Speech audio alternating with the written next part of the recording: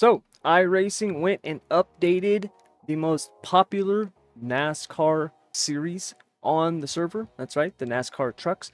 And there is actually quite a bit that has changed. But there's also a lot that remains the same.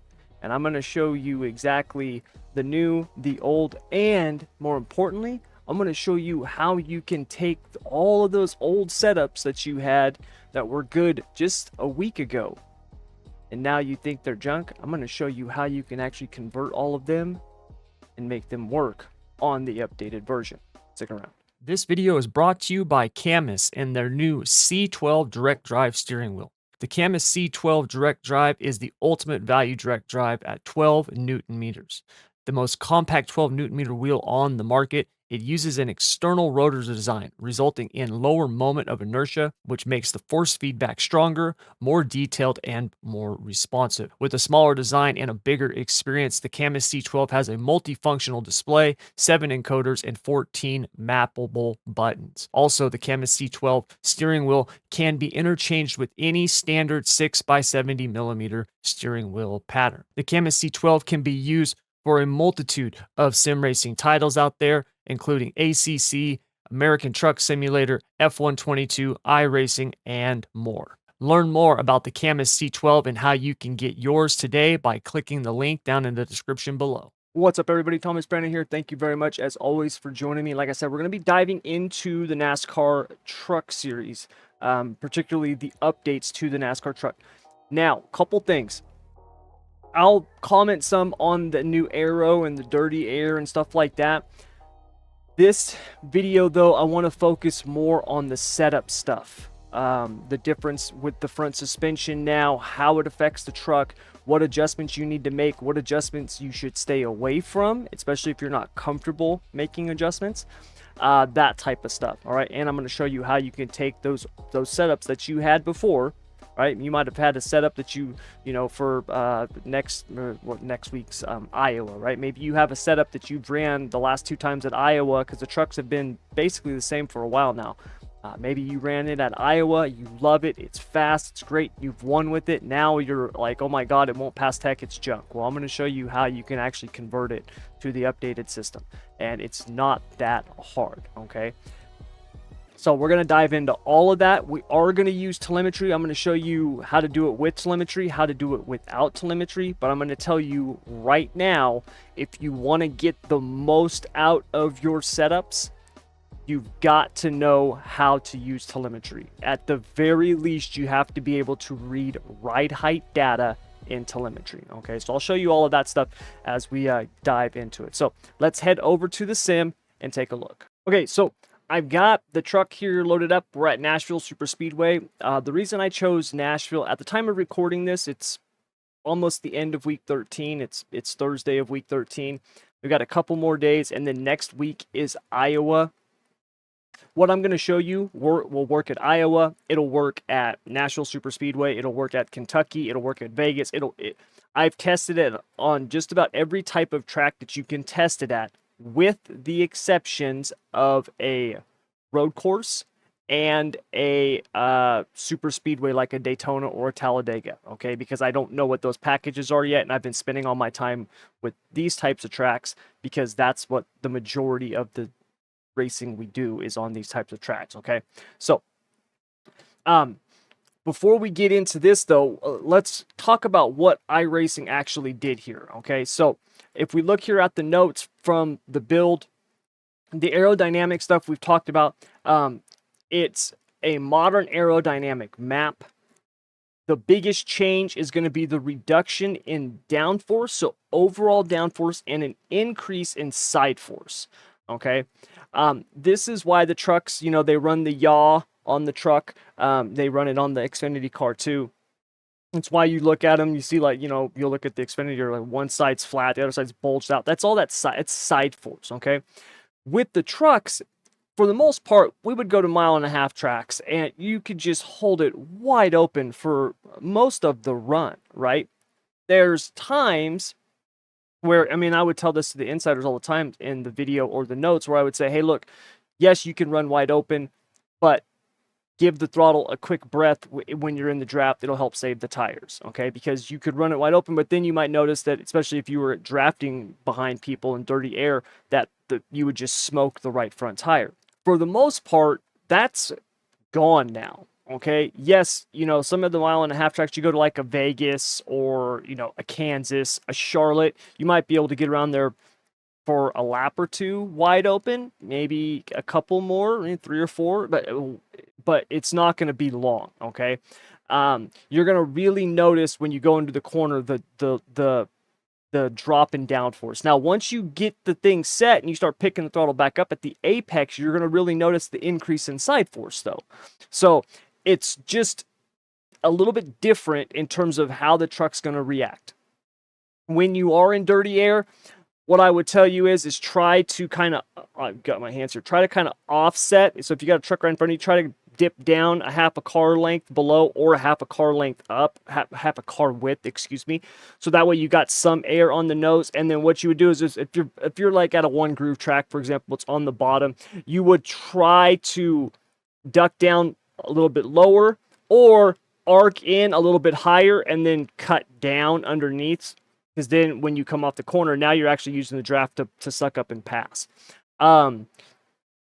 Justin Yee, the YouTube channel DJ Yee, if you have not seen his video on the trucks, go watch it because he does fixed stuff, but he gets into the dirty air and talks about it. It's a really good educational video. He does a great job explaining it. And so go check that out if you haven't already, because he does a good job of explaining it. And I don't want to get too much into the aero stuff just because we got a ton of stuff to cover.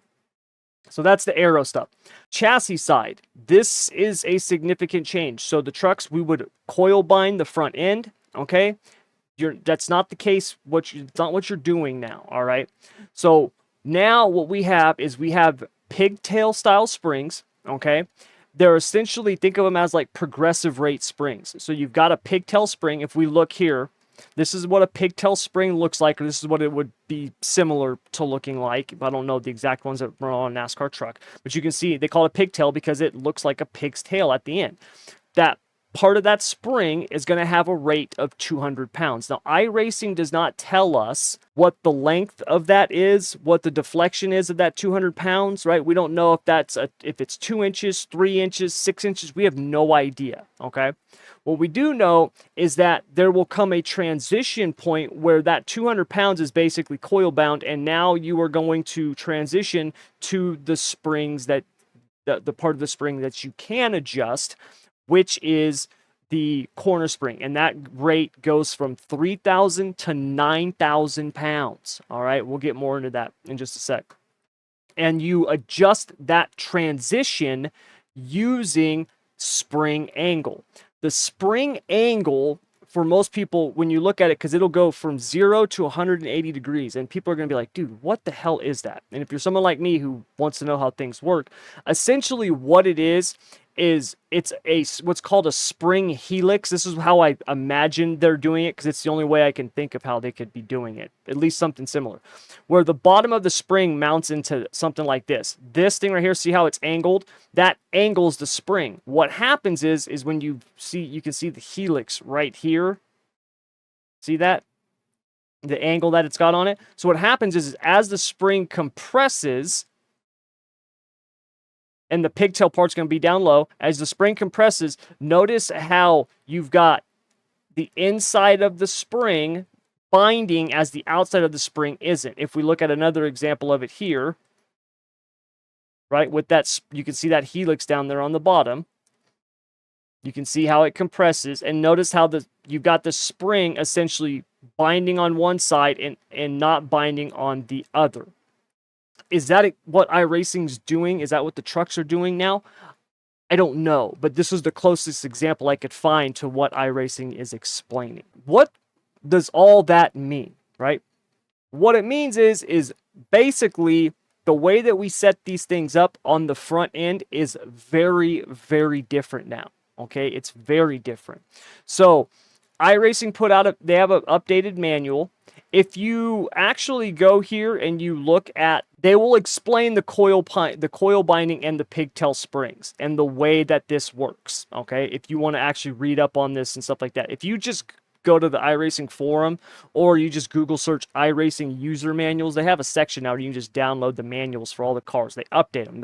And it's really, really good stuff in here if you want to check it out. What it is if we look here in the garage, when you come here, you've got your corner spring rate, okay? And then you've got your spring angle.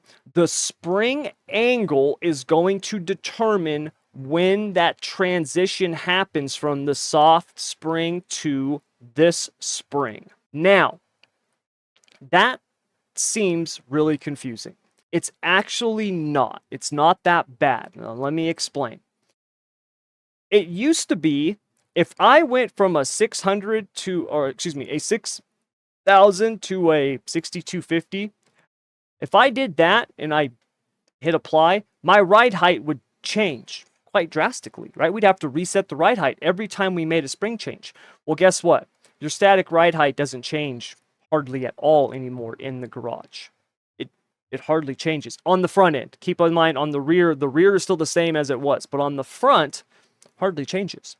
If I go from a 6,000 to a 3,000, our ride height's 4,805, 4,805, no change, right? Let's go from a 7,000 to a 9,000, 4,837, 4,837, no change, okay? Where the change is going to happen is dynamically on the track. This is why I wanted to do this video. This week, when I updated the setups for the trucks at Kentucky, I put in big bold letters in the notes, and I talked about it in the video. Do not change the front springs. Don't change the front springs. Don't change the spring angle unless you are experienced with telemetry. Because when you start changing this, it doesn't change anything here in the garage. There's sometimes it might change it, but for the most part, it doesn't change anything. And when you get out on the track, all of a sudden, it's going to be very, very different. Very, very different, okay?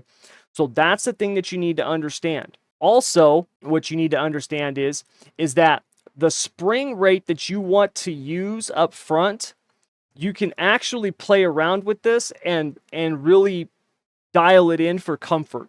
The way that we would think about the setups with the trucks, you don't have to abide by that same mindset. You 100% can. If you're like, hey, look, man, I just want to get the front end down and then I'll worry about everything else, you can do that 100%. If you want to actually get the springs, we're like, hey, this track's kind of bumpy, I want to run a little bit softer front springs so deal with the bumps, and then I'll dial this thing in and get the splitter down and all that stuff like that. You can do that as well too. Okay, the thing is that you're gonna need to spend some time getting the aero correct on this, because in the testing that I did, and this is why one of the reasons I picked Nashville Super Speedway, a 1/10 of a degree in rake angle at Nashville Super Speedway, I saw a 2 mile per hour difference in speed.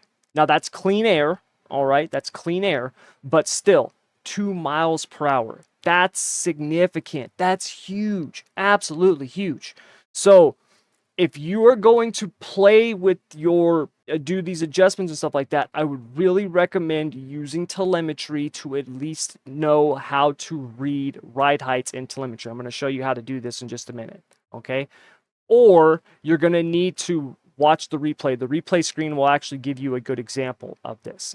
Now, the ride heights on the truck are also different overall. If you remember, the lowest that we used to be able to go was like 4.75. Now you can go all the way down to 4.5, and you can go down to 4.5 on all four corners of the truck. That is also very significant, okay? Very significant. The aero on these trucks has always been important. It's way more important now. Way more important now. But that doesn't mean you need to go out and get setups from a setup shop. It doesn't mean that you can't make adjustments or you can't play with this or you can't be fast, right? That you are now confined to fixed racing, because you're not. All right. First of all, the iRacing setups actually are not bad. They're not great in my opinion, but from an aero platform, they're actually not bad. They're pretty close to what you would want to see aerodynamically, okay? The rest of the balance, I really don't like it, but aerodynamically, they're not bad. So we'll cancel this, get the Nashville, okay? And to show you this, let's hop in here real quick. I'm going to just turn one lap real quick, just so you can see what I mean. Okay, so let's just stop here. Let's hop out of the truck. And if we look here, we go to rear chase, bring up the camera, drop down. You can see that's pretty good, right? That splitter is right there, right on the ground, right where we want it to be. We look here on the sides, you can see pretty decent job of sealing off the left side. Right side, pretty decent job of sealing off the right side. So aerodynamically, the trucks, the iRacing setup in the trucks, aerodynamically is not bad. They're not. They are a good starting point for people.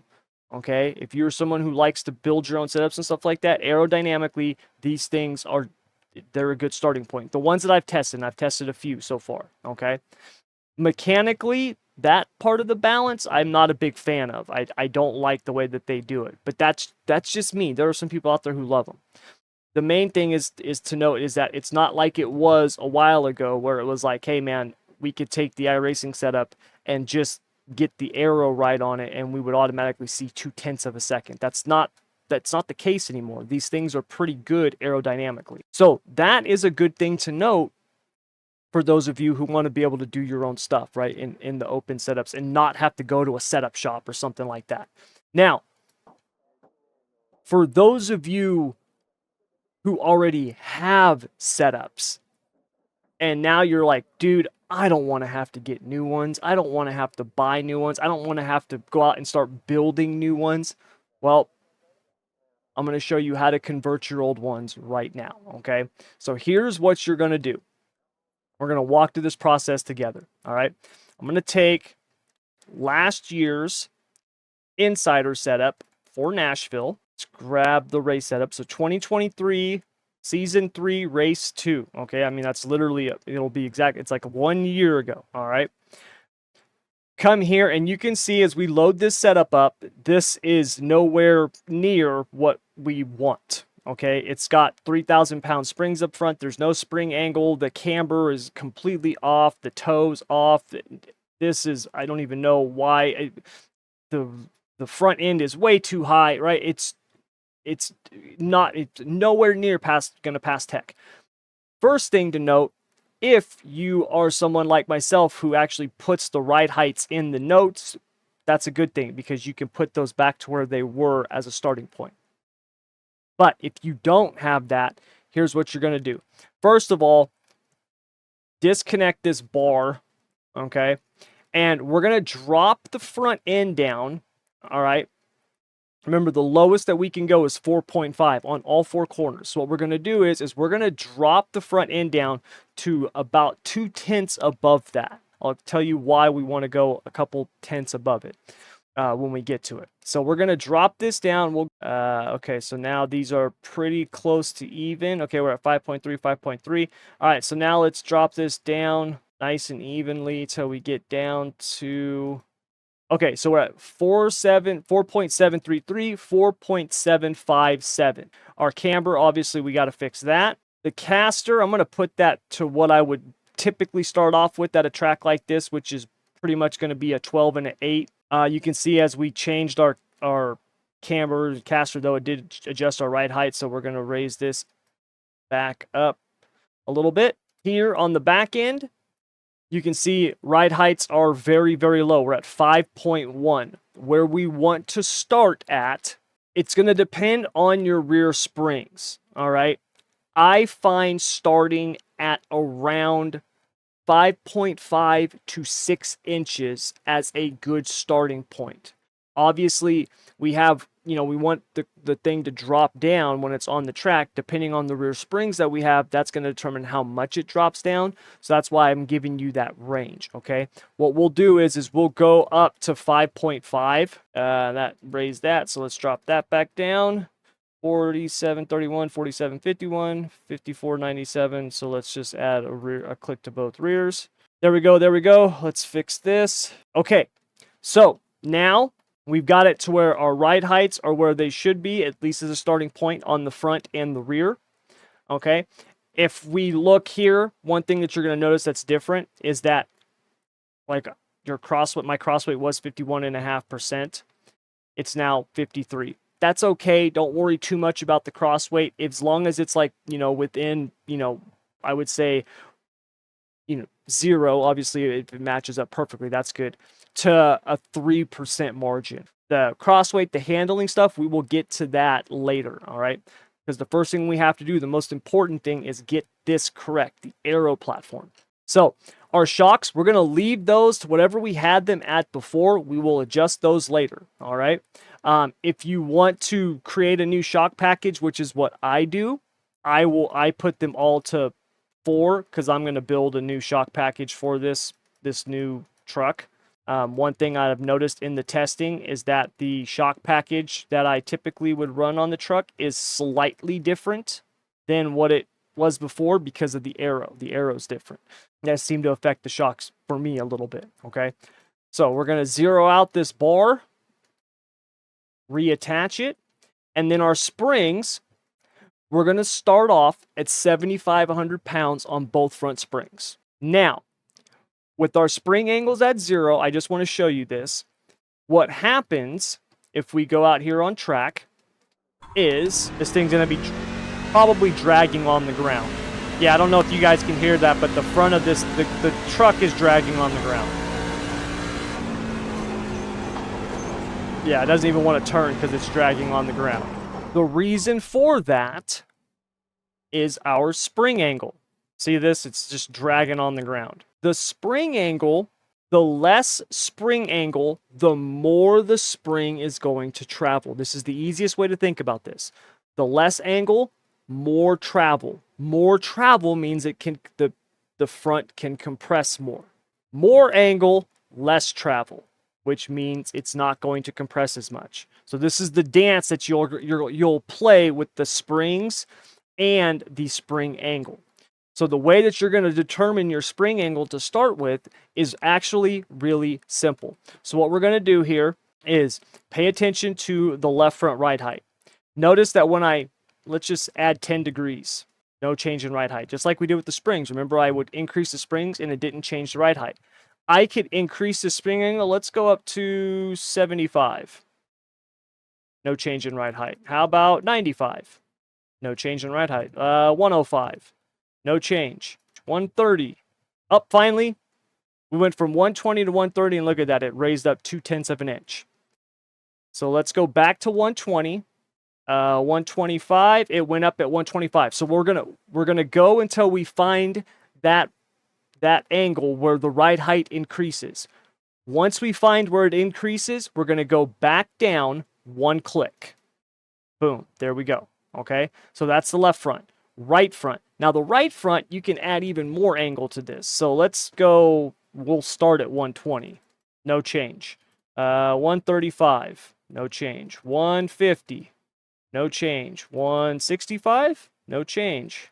75. No change. 180, our max. Nope. So we went all the way to 180 and it didn't change. If you get all the way to 180 and it doesn't change, that's fine. Just leave it at 180 then. Okay. So now we've got this. Notice that when we changed our spring angle, we did have a little change here with our camber. So always keep an eye on these cambers to make sure that you are keeping them where you want them, close to where you think you're going to want them, along with your casters. All right, because those will affect the ride heights. So now that we have this set, now we're going to go back out onto the track, and this is where we're going to start setting our aero. And you're going to do this just one lap at a time because that's all you're going to need. Okay, so if we hop out of this, we look at the replay screen here, look at how high our nose is by just adding spring angle. Look how high that nose is. That's why the truck is so loose right now, because we've got no downforce. We're going into the corner. We got air coming under this thing, right? We've got lift happening. So that's why this thing is handling like crap. You can adjust. You can do your aero by looking at the replay screen. but it will not be as good as using telemetry. So if we pull up our telemetry, let me just come here to ride heights and we load up our lap here. You can see here where it says ride height FS, that's front splitter. It's so high it's not even on the it's not even showing. When we're in the corner, our left front is averaging 4.4 inches, our right front is 3.83. Way too high. Our front splitter is almost 3.5 inches off the ground on average through turn 1. Way too high. How do we drop this down? We drop this down with our spring angle. We don't touch anything else. We're going to bring this down with our spring angle. A good rule of thumb, and it's not exact because it does depend on which spring rates you have, but a roundabout decent rule of thumb is 1 click or 5 degrees of spring angle is going to equal about 1/10 of an inch in height. So I just talked about the left front being 4.4 inches off the ground on average through turns 1 and 2. If I take this spring angle down 1 click or down to 115, we should see it around 4.3. That's what I'm saying, about 1/10 of an inch. So we've got a long ways to go. So we're going to take it, and our left front's higher than our right front, which we don't want, all right? So what we're going to do is we're going to take, what were we at? We were at 120, so we're going to take about 60 degrees out of this left front. We're going to go down to 60, and that was 5 degrees equals about 1/10 of an inch. Right front, we need to do close to the same thing. We actually need to do it just a little bit less because right now the right front's lower than the left front, and we want that to be reversed. So instead of taking out 60, we're going to take out 50. We're going to go down to 130. All right? Touch nothing else. We're going to go back out. We're going to turn another lap. All right. So let's hop out. Now notice we took a half a second off that lap. A half a second. Look at that. See how much lower that was compared to that? Much lower. Okay?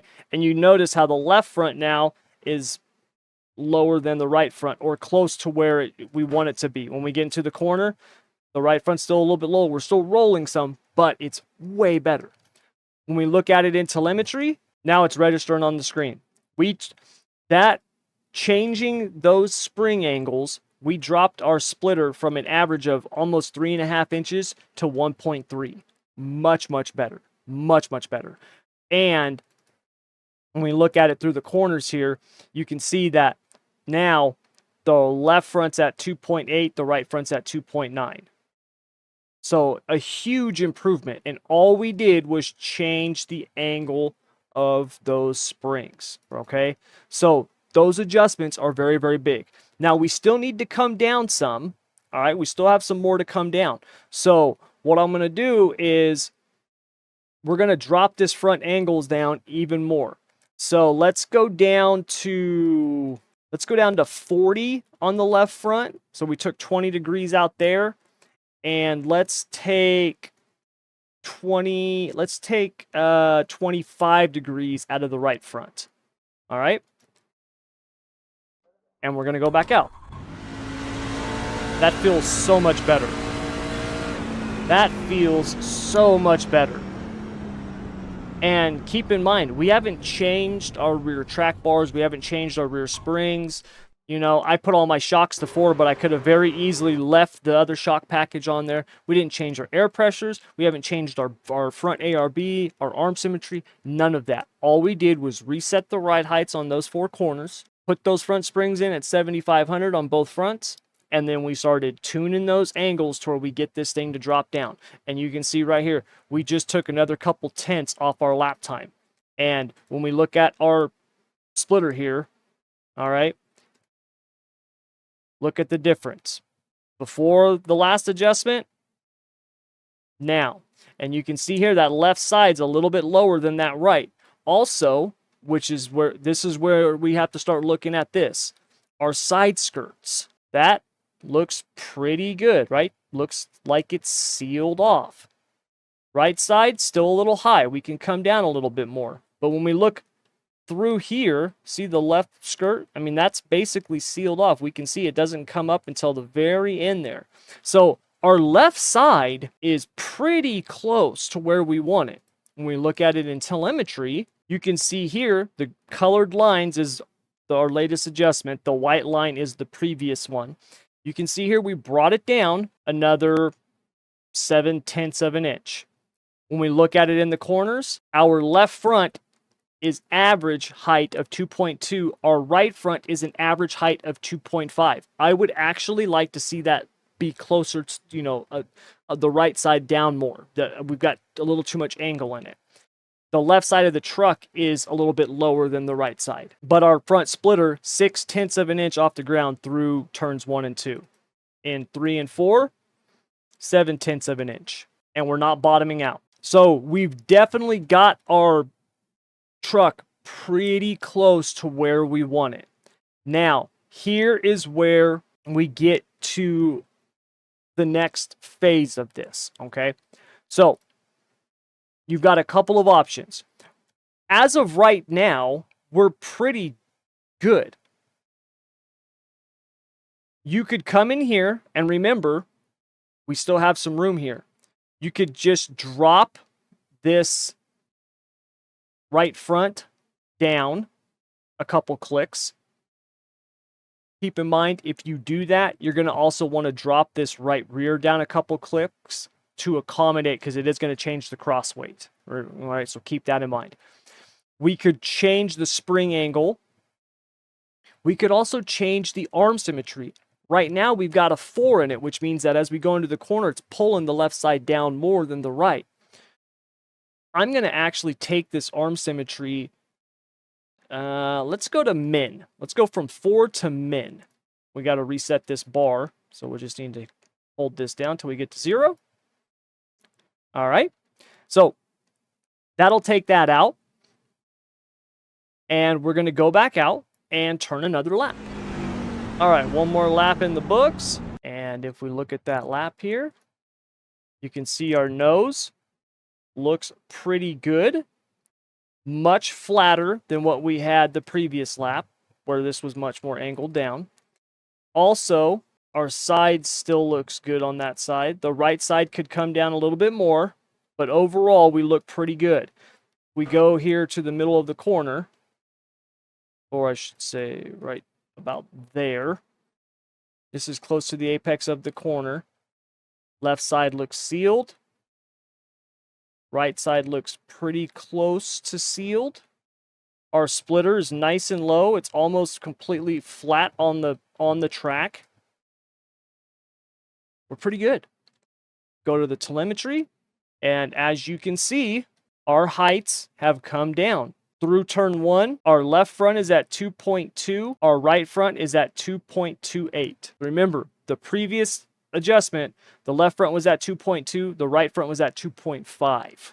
Now it's at 2.22 and 2.28, so damn near even across the front. That's exactly what I want. Turns 3 and 4, 2.26, 2.30. For me, that's pretty much perfect. If we look at our rear right heights through the corners, left rear almost at 4, right rear just over 4. Once again, that's what I want to see. On the rears, I've noticed about iRacing, I think, recommends 3.9 inches to like 4.3, 4.4. It's a pretty tight range. I've noticed about 3.9 to about 4.5 seems good. Get the nose. If you do those rear heights at that point, that rake angle, which is right around 9/10 to 1 degree, depending on the front, seems to be optimal for these types of tracks. Now, when you get to smaller tracks like in Iowa, maybe a Bristol, something like that, you might want to adjust it some, but at the bigger, super speedways, intermediate tracks, that seems to be where you want it. All right, it seems to be pretty good. And this right here, what we have is pretty damn close. I could take this and be fine with it. I'm completely good with it. So now, with what we've got here being pretty close to where we want it, what we can do is we can get that last little bit of distance, height out of this thing by just coming here to the garage. And remember, when I said keep this above, you know, a couple tenths above. Well, now we're just going to drop this down a couple clicks. We're good. This thing's going to be good. We need to reset that camber angle. You can see that raised that up some, so we'll take that down like that, and we're good. We now have essentially our base setup. We're good to go. I'm gonna take one more click out of the right front. So now all we got to do, go out, run another lap, make sure that this thing doesn't drag on the ground or anything like that. All right. You can see now things completely, I mean, we really can't get it any lower than that if we're in terms of the replay, right? Left side sealed off, right side damn near sealed off, which it will as we go into the corner. Okay. Nice flame. That looks cool. But, I mean, this thing is pretty much good. All right. And we look at the telemetry here, compare it to our last one that we did. And there we go. Save this. This will be our 2024 setup. And now we've got our setup aerodynamically dialed in. And the next thing to do would be to go out, make a 20-lap run, check your tires, just like we do with every other type of setup thing. Check your tires, see how they're wearing, see the temps, make sure that your cambers are good, make sure that your, your dynamic cross weight's good. As the tires wear out, how does it feel in the long run? All of that type of stuff. But in terms of our aero and everything, we're good. We've dialed it in, we're good, and we're using almost the identical setup from last year. From not just last season, a year ago, a full year ago. So this way, you can take those setups that you've had, whether you've bought them or built them or got them from a teammate or whatever it is, you can now take them, update them to the new build and still use them and hopefully still be really fast. All right, you guys, so that's going to do it. I know longer video, but there's a lot of stuff I wanted to cover in that just to help you get your trucks dialed in, get those old setups that you have and get them updated so that way you could reuse them. The last thing, even though we have paid services, right, one of them being setups at SSR, you don't want to have to go out and buy new stuff when you've already bought it, right? Like people don't want to have to do that. So you can take, whether you bought them or, like I said, maybe your team, maybe you and a couple of your teammates, you guys developed your setup and got it working good. You practiced and tested, working great, and now you're like, crap, what am I going to do? We have to do all of that work over again? No, you don't. You can just do the steps I just showed you here, set those front springs, put those angles in, get those ride heights set. Remember, around 4.7 on the fronts, around 5.5 on the rear, and then start dropping those spring angles down until you get that splitter to where you want it. Maybe some arm symmetry if you've got it pinned down on the left front or something like that. You can even try stiffening those front springs or softening them depending on what the track is. But drop those spring angles down until you've got that right where you want it. Get that rake dialed in. Remember the rear ride heights, we want those to be around 4 inches dynamically. Usually a good place to look at that is, at the apex of the corner or through the middle of the corner. What's the ride height at? That'll be a good judge of, where it's at dynamically. Obviously on the straightaways, it could raise or lower and that type of thing, and you can really get in and fine tune it. But I'm just talking as a starting point. Get that dialed in, and once you've got that, you're good. You are set. Now you get to all the other stuff, which you already know how to do. You need more dynamic crossweight, increase the left rear spring, or add some crossweight.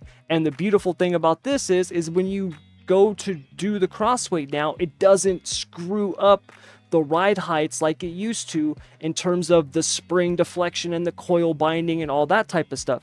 Now you can go in, click down, click up, click down, click up. You put in a full round across and your ride heights are damn near exactly where they were before. The spring angles are really where you're going to see that massive change in ride heights. And once you've got those front springs and those spring angles correct, then it's really fine tuning, the spring perch offset to get that exactly where you want it. And that's why I say give yourself a little bit of margin so you can adjust that cross weight, change rear springs, rear track bars, whatever it is that you want to do. And note, we didn't even mess with any of the stuff on the rear. We just did the front and got ourselves a good setup, a good setup, at least a very good starting point. And it was using a setup from a year ago. So hopefully this helps you do the same thing. You can recycle a lot of your older stuff that you've been using, stuff that you like, stuff that you know is good. Hopefully this will let you get that updated so you can use it here in the very near future. So you guys, that's going to do it. Thank you very much as always for joining me. I do have a couple more videos I'm going to be putting out on the new build. I did get the new GT3 cars, the Corvette and the Mustang, which are awesome.